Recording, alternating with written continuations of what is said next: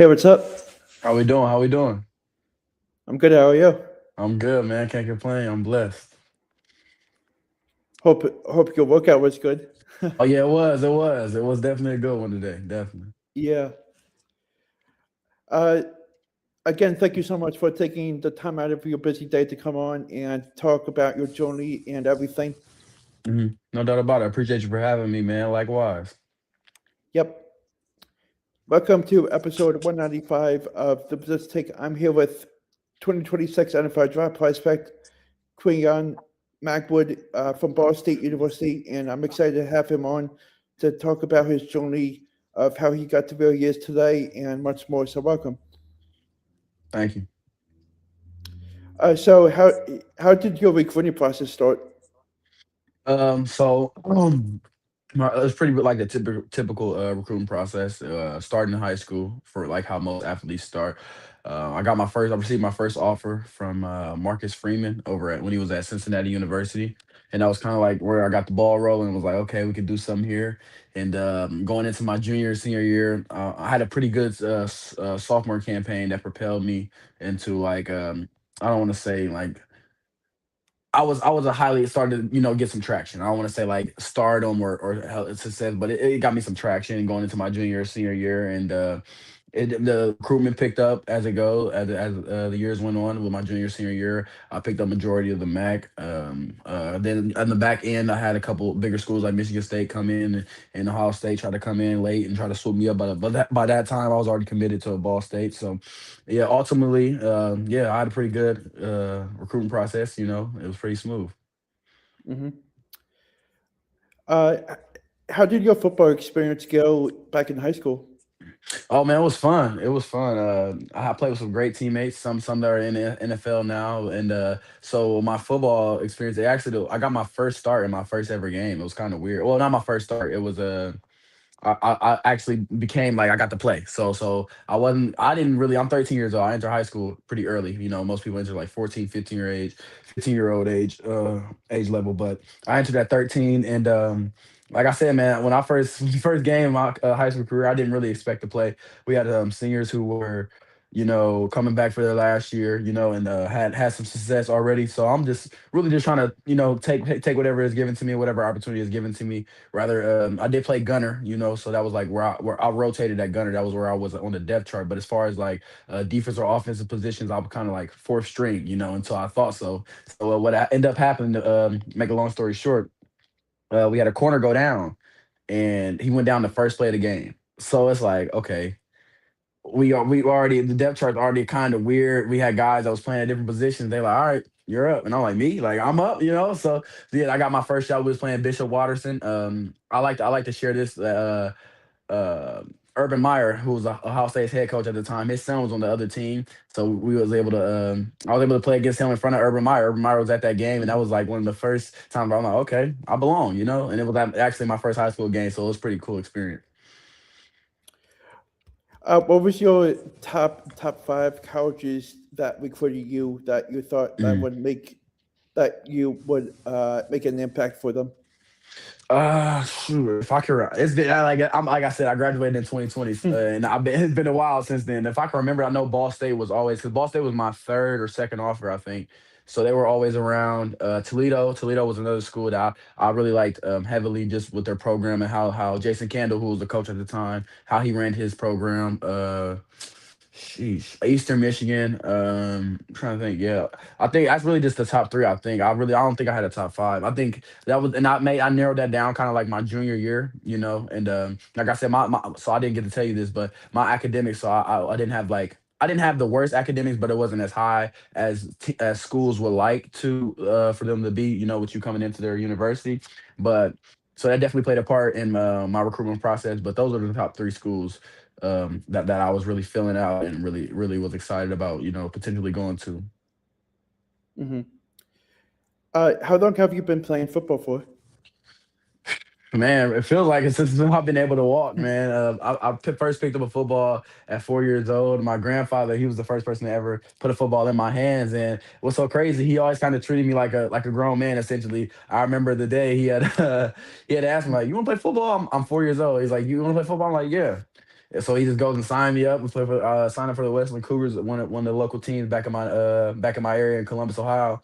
And I remember my mom being so livid at him, like, my baby, he's only 4. Because you're not supposed to play till you're 6. So I was playing 2 years early anyway. Like everything I always did, I was always accelerated and always early and always ahead of the curve. So yeah, like I'm not supposed to play till I'm 6. And here's my grandfather signing me up, like, man, we work out every day. He's ready, So he was the first person to put me into the game and instill the game into me. And definitely I'm grateful for it. As you see where I am now, about to go to the NFL. So it definitely it's paying off. Tell me a little about your growing up in your hometown and getting to where you're at today.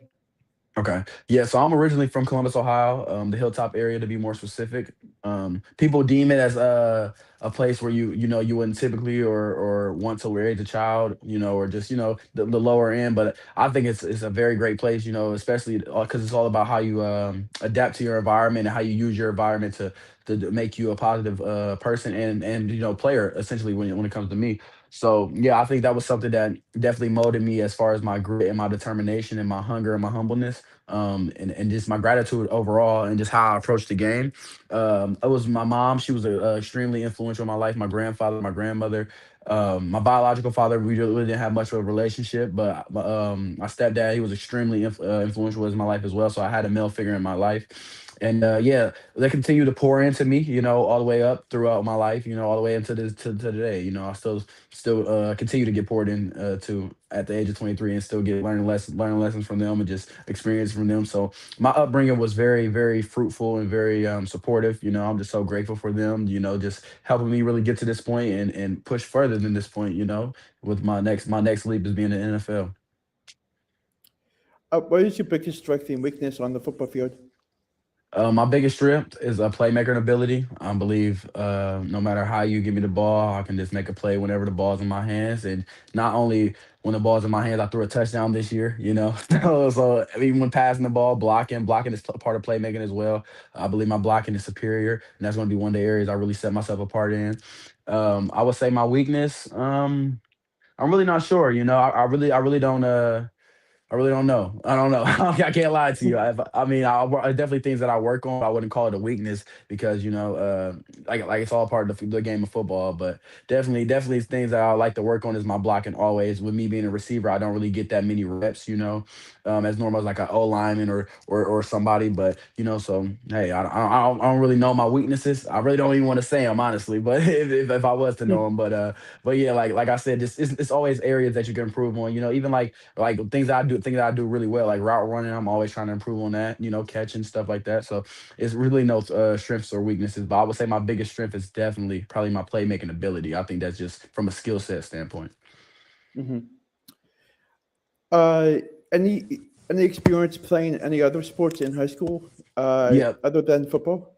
yeah. So I was a 4-year starter in basketball, football, and I ran track as well. So yeah, man, I pretty much it was go from football season from football season to basketball season, from basketball season to track. So and then during track I was playing AAU basketball as well. So I really never really had a break in high school. So like when I got to college, that was kind of like my first time ever really having an off season. Like I'd never had an off season in my life until I got to college, and it actually showed up like, man. So this is what people do in the off season, like. You just you get some time to yourself, that mental release, and just to really take that debriefing period, So yeah, like I was a busy kid all throughout high school, middle school, and everything. So yeah. What has been your uh, most most challenging part playing at Ball State? Um, I wouldn't even say it was on the field because with me, I don't think it was ever about ability. I adapted to the play style and the speed of the game very, very naturally, I would say. It was more so just about the adjusting as far as mentally, with me being the only child and me being entering college young as well, which I entered at 17. I don't think I really was ready mentally for the jump in the space that I was entering, the realm that I was entering in with that being a college football player. And I think that was where area where I improved the most was just mentally, that was the biggest thing. Hmm. Uh, how did you find ways to pick Ball State? How'd I find ways to pick ball state, you said? Yeah, yeah. Okay, so for me, when I was going into my decision process or decision making process, I really would just focus on getting out of Ohio. Like I said, I like Toledo. That was pretty much the only Ohio school that was still in the mix, just because like I said, I love Coach Kendall. I still love him to this day. Still support him. He just moved over to UConn, but yeah, that was pretty much the only school. So I wanted to get out of Ohio, but I just had them in my top three just because of that relationship dynamic that I had with Coach Kendall. And then so I was getting out of Ohio, but I didn't want to go too far. I wanted to go somewhere where my family could access me, but also where I can become my own man and develop and learn on my own. So that's really where Ball State fit like right into play. You know what I'm saying? With Ball State only being 2.5 hours away from me, depending on the route that you take.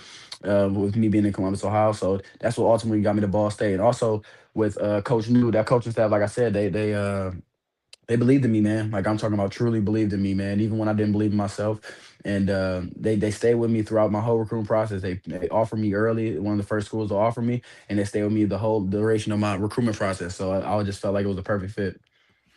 Hmm. What are your thoughts on how this past season went for you?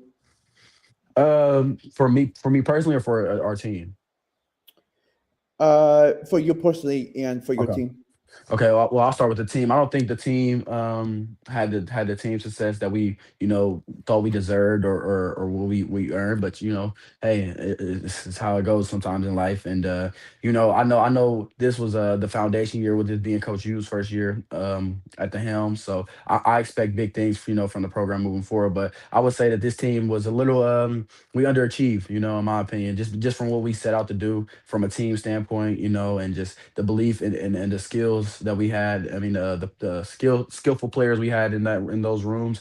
I definitely feel like we underachieved from the standpoint of that. But me personally, I would say that as well. I don't think I was rewarded the success that I have put the work in for, rather for, that's with playing a receiver, it's a very dependent position. I have to depend on a lot of things. It's a lot of moving parts, rather it be from the O line to getting a clean snap to making the quarterback being able to make a clean read to making a proper read or choosing you if you're the proper read. So, what I'm saying, I play a very dependent position. So I try not to be too hard on myself about the statistics or the numbers of the aspect of it. But I also knew the work that I did put in and continue to put in, and no matter what the circumstances was, I continue to show up daily, and that's the biggest thing I took away from that. So, and it ultimately got me to this point and still have an opportunity to make it to the next level. So I definitely don't have any regrets about last season at all, and it was ultimately all a learning lesson for both me, my teammates, and our coaching staff. So yeah.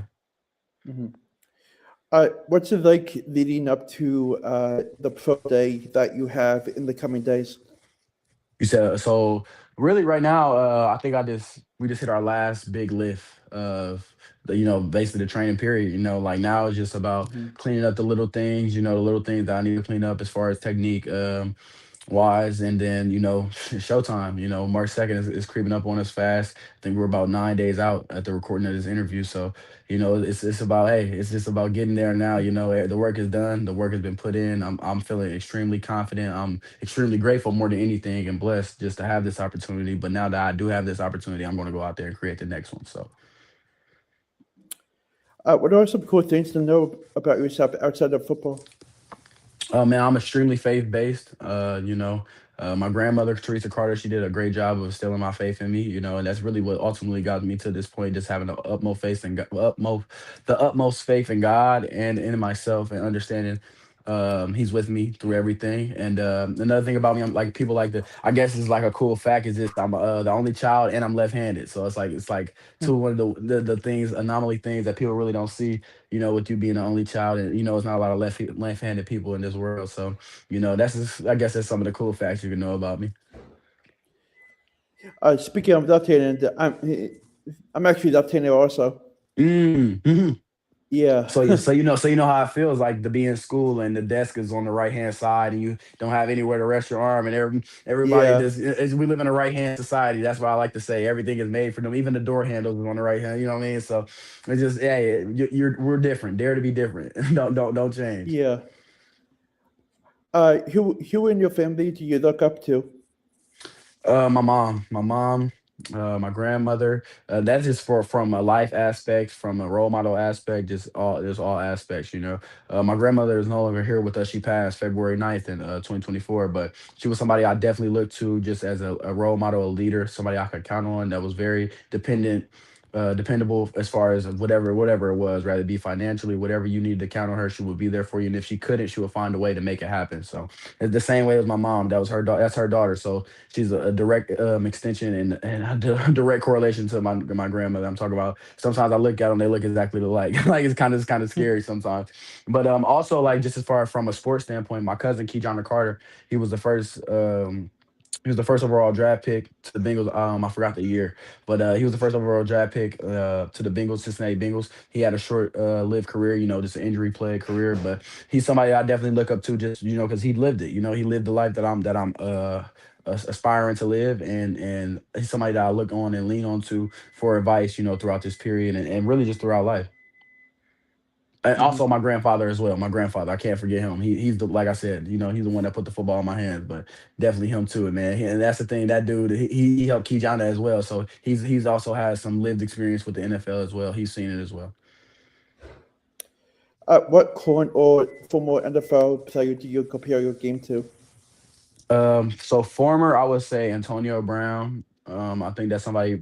This the thing. Before I've been an AB fan. Before I've been in college. Before anything, like when I was a child, he was a pretty popular receiver. So it's just even. It's like I even start to adapt more to his game and understand his story more with him playing in the MAC like I did. He played at Central Michigan. I played at Ball State. So it's somebody else, somebody that I definitely leaned into and looked to. Like hey man, this is like our similarities, our measurables, our play style. You know what I mean? He's somebody that can play in the slot. He can play outside. With him only being 5'11", I'm taller than him. Well, I think he's like 5'10". I'm 6 foot, so I'm just a couple inches taller than him. But our play styles are still similar, still same type of weight, and stuff like that. But also Doug Baldwin. I feel like Doug Baldwin was somebody that I really watched a lot as a kid that really didn't get his flowers. And even to this day, like I still watch tape of those guys, just trying to steal little nuggets from them because football is always moving, it's ever flowing, but it's still things that you could take from the past and mix it with the new. But somebody currently that I look up to, I would say Devontae Adams, Jamar Chase.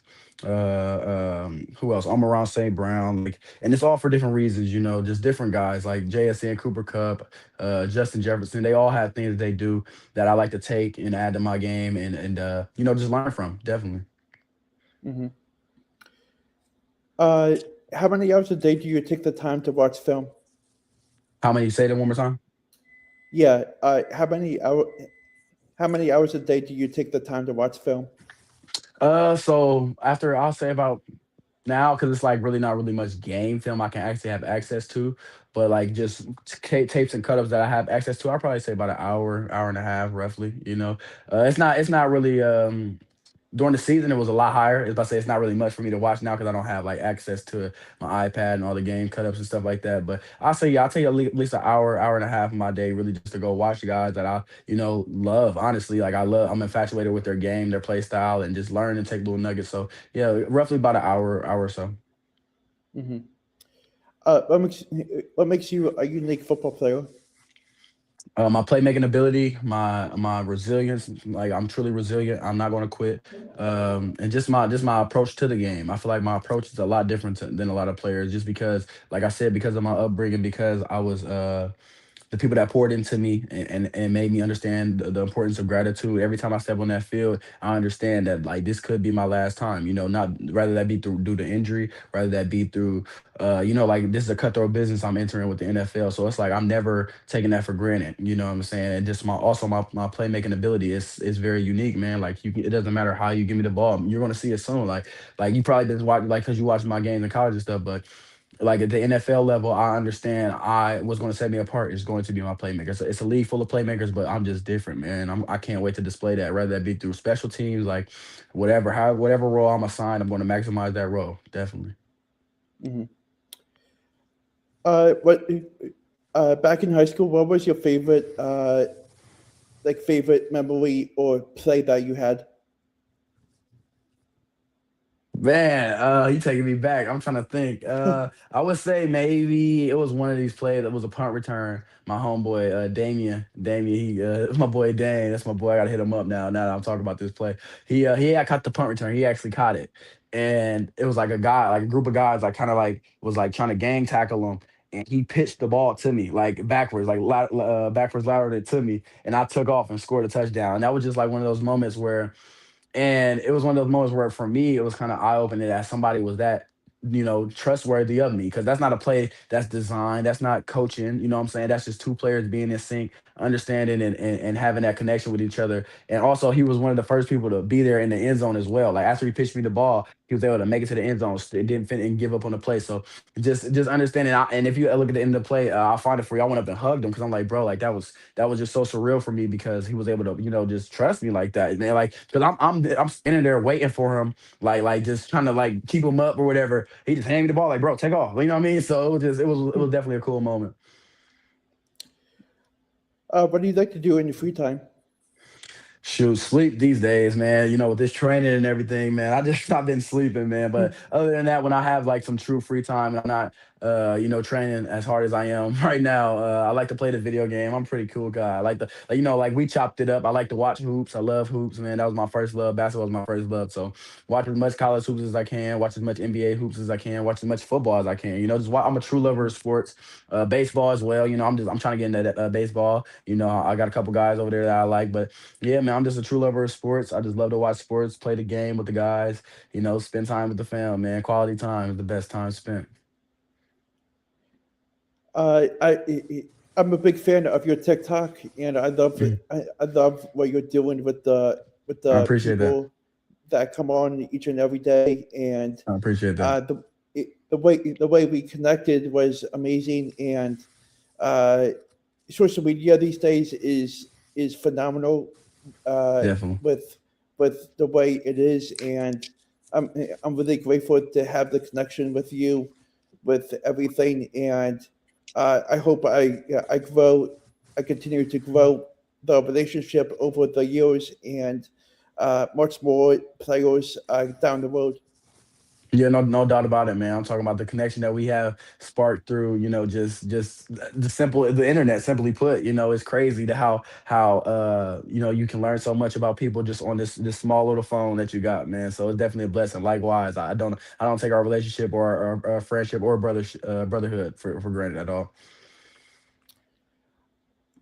So I know that you got the pro day coming up. Got anything fun planned for the rest of the year? So you still have anything planned for the rest of the year? You said. Yeah, yeah. Oh yeah, so after my pro day, March 2nd, shoot, draft is right around the corner. Right after that, April 23rd through 25th. So I plan on hearing my name, and if I don't hear my name, I plan on getting that phone call. Nevertheless, so just waiting on that phone call. After my pro day, going out there, maximizing that opportunity, and then just taking every day as it goes. Man, just staying prayed up and staying grateful. Hmm. Uh, it was it's always a great time to get to chop it up with you and talk life and everything beside it, like football and stuff. And I wish you nothing but the best of luck with everything. And I'll definitely stay in touch with you. No doubt about it, bro. God bless. I appreciate you for this opportunity, man. Yep. Thank you. Have a good night. Yep, you too. Thank you.